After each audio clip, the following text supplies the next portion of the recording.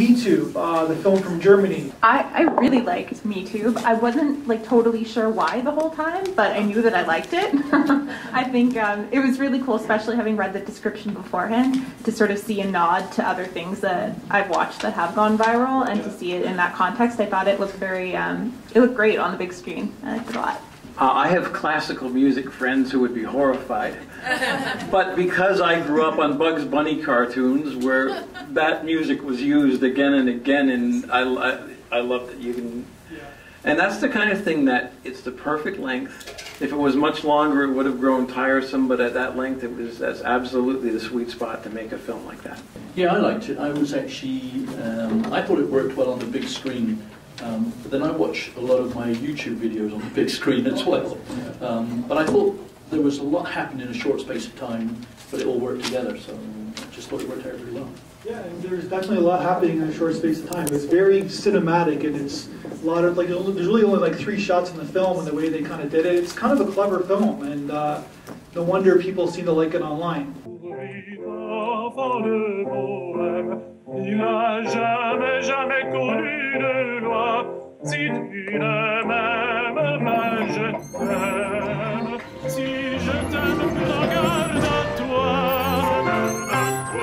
Si tu ne m'aimes pas, si tu ne m'aimes pas, je t'aime. I just wondered what the symbolism of that picture, the portrait on the wall, who was that? Does anybody know who that was? Why they took it off, why she took it off and then she put it on. Does anybody know who that was? Was it a famous person or somebody? Yeah, I thought it was an actress too. I didn't know if it, I thought it was it Sophia Loren? Yeah. So yeah, it's like there's obviously, what is the, anybody have a, think there's a meaning to this movie besides being very clever?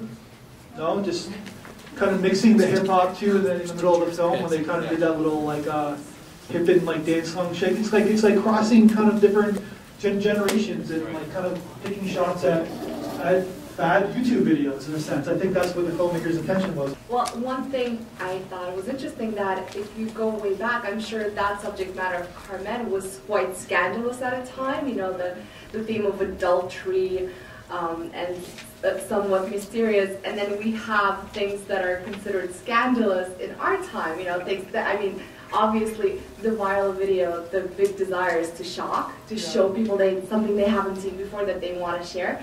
So you could look at it that way, you know, something that is now considered to be so classical and, you know, beyond reproach was maybe once scandalous as, you know, as scandalous as men in latex suits. At one point it seemed as if those experiences weren't really happening. It seemed like he was dreaming or he was fantasizing or thinking about those experiences.